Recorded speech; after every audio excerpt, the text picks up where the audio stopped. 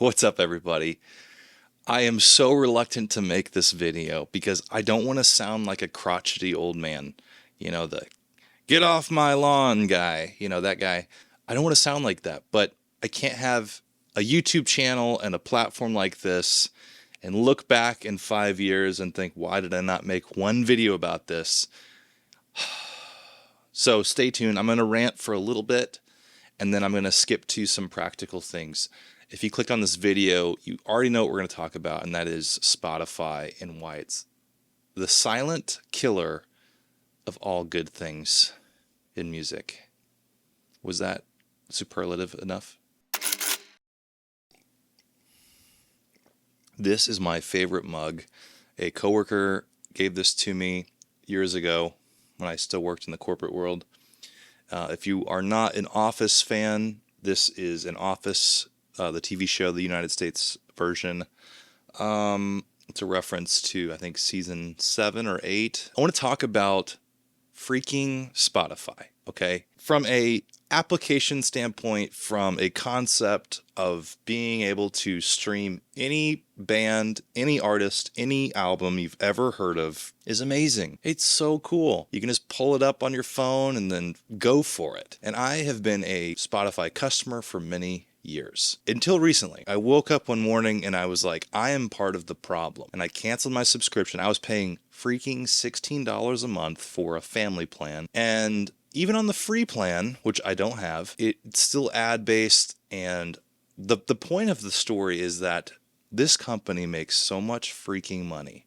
I think when I checked last, they had over 600 million users. These cats are making freaking hand over fist. But the flip of that is most of the artists in this industry don't freaking have the ability to make a livable wage from their artwork, from their art form, from creating something for you to enjoy. I grew up in the 90s and I played music full time in the early 2000s. I was an independent music artist, and I remember when iTunes came out and started selling digital music for 99 cents a pop for one song.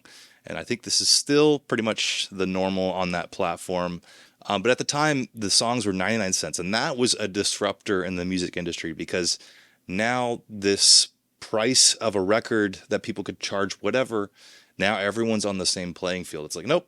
We're going to charge 99 cents per song, which means people could just buy one song. They didn't have to buy the whole freaking album, which is good and bad because there are plenty of artists that release like 2 good songs on a record. You have to pay $17 to hear those 2 songs. And if the rest of the record flopped, well, boo for you because you paid the whole amount.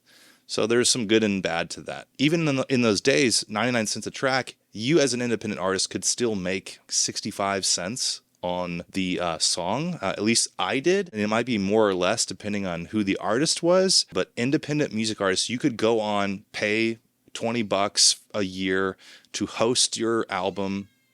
My cat's meowing at me. Leave me alone.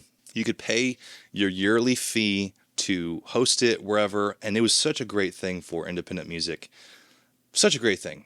Maybe not so great for major label artists, but guess what? Major label artists were still able to sell records and put food on the table. Like, it was still going. But what Spotify did, and actually Pandora was early on the scene too for streaming and whatnot, but Spotify is, I'm just going to say, I know all of them have disrupted, but Spotify is the freaking worst. Recently, I heard an interview by Snoop Dogg where he talked about he had over 1 billion streams on Spotify, which equaled around $30,000. I can't see his bank account. I presume he's made a lot of money over the years in music, so it doesn't really matter for these top echelon artists who've already made their millions that are still kicking it because Spotify really isn't a big deal for them.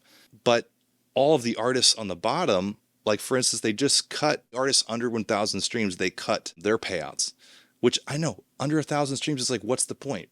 The point is the people at the top are still collecting that money and then it doesn't go to artists. Back to the Snoop Dogg thing for a moment, but $30,000, I think the poverty line in the United States is like 24,000. Imagine being the freaking like bomb and being able to make that big of an impression on the world and that big of a splash, and that's your payout. I mean, it's so wrong. And I know people are going to be in the comments like, well, I just used the ad version and it's no big deal. I'm just like, this is like my plea. This is like me on my knees begging the rest of the world to just uninstall this freaking app. Stop giving these people your money, your ad dollars, everything. Get away from it. Get away from it. And I want to pivot now. I want to give you some ideas for whether you're a Spotify user still or not, and give you some tips on ways I've been able to consume music, how I've been able to find new bands and artists that I like, and what's worked for me, and things that you can try yourself. Definitely leave in the comments ways that you find new bands, new artists. And actually, if you have an artist that you're listening to right now, drop in the comments. Spam it up. I don't care. And I would love to check that stuff out. Number one on my list, having fun isn't hard when you've got a library card. I would show you my library card, but I lost it. So I have to use my driver's license. And I'm not going to show you my driver's license on camera. I just think that would probably be an unwise thing. I'm going to hold up a library card here. I'll implement it in post. This is what a library card looks like. If you're not familiar, you can go to this magical place called the library and you can check out books, games, movies, audiobooks, newspapers, magazines. You can even use their computer, which is crazy. You don't even have to have a computer. You can go to the library and like check your email and stuff. It's pretty cool. The point of it is the library is amazing. And so I actually, if you haven't seen any of my content, I've made a lot of videos through the years about my light phone. And that's another piece of the puzzle for me, is it's hard to listen to new music on the go with a device like this unless you have the files. I don't know if this is legal or not. I'm not saying you should do this. A way that I enjoy new music, and that is I will check out an album from the library and I'll burn it. Yep, I'll get like one of these USB drives, like with a DVD, CD player on it. I'll rip it to my computer, put it on my dumb phone or this guy, or you could put it on literally any device and listen to it. And I delete it off my phone when I'm done with the book, of course, or with the album, of course. I get rid of it, so I'm not doing anything nefarious. I'm just jamming out to it from the device. And that has been great. That's a way to enjoy the music offline. Probably need something like an MP3 player to get the music onto the device and then playing. So number one, use your library card. This is a great way to check out new music and new content out there. And I would say if it's semi-popular, moderately popular, it'll be on there. If it's like DIY, indie, it probably won't be in the library system, which leads me to my second way that I find new music, and that is through my favorite digital music platform, which is Bandcamp. Bandcamp is like currently the bee's knees when it comes to platforms that pay their artists. There are so many independent artists on there for you to find and interact with. Oh my gosh, there's a cricket in my basement that I'm filming this, and it just started cricketing. They do this thing like once a month or every other month called Bandcamp Music Fridays. If you purchase a record on that day, every penny of that purchase goes to the artist. 100% of the fee goes to the artist. It's insanity. It's insanity.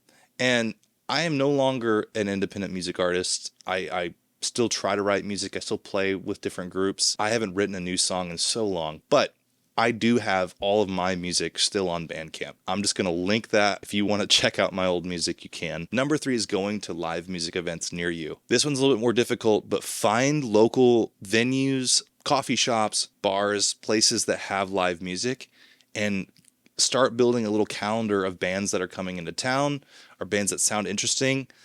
I personally am not a huge fan of cover music, but sometimes cover shows are fun. A lot of times, even the bars and the clubs that have a lot of cover music, they'll have like Tuesday at 5 p.m., they'll have Joe Schmoes coming in and they'll play some original music. Or even sometimes if you go up to these like cover bands, you'll say, hey, do you guys have any original music that you'd play? And just check out some music that way. But yeah, a big way is looking for music videos near you, and also keeping an eye out for DIY shows. It sounds creepy, but people still throw freaking independent music shows all the time. If you can find them, they're like the best, because you can pay like $5 to $10, or sometimes usually they're free with a suggested donation, and you can meet and hear and learn about new music.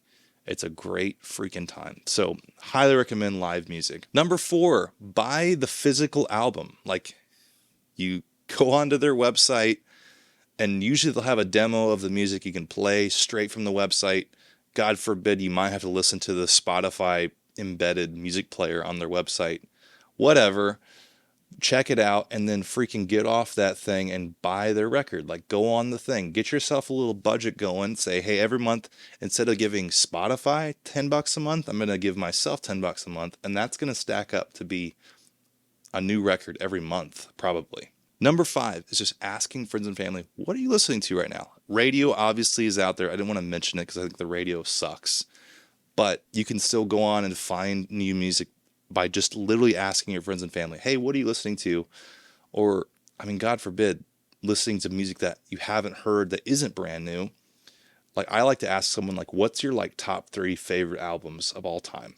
And if it's something I've never heard of, that is like going on my list. Like, I'm going to check that out. That's kind of where I want to land this video. I'm just begging you, please cancel your Spotify subscription. Get off the thing. It's killing the music world. It's killing it. It's killing it. Even the ad version is killing it. Stop it. Give your money to local artists that you like. Go see a show. Go download something off of Bandcamp. Dude, just do it. Use your library card. God bless you. Bye.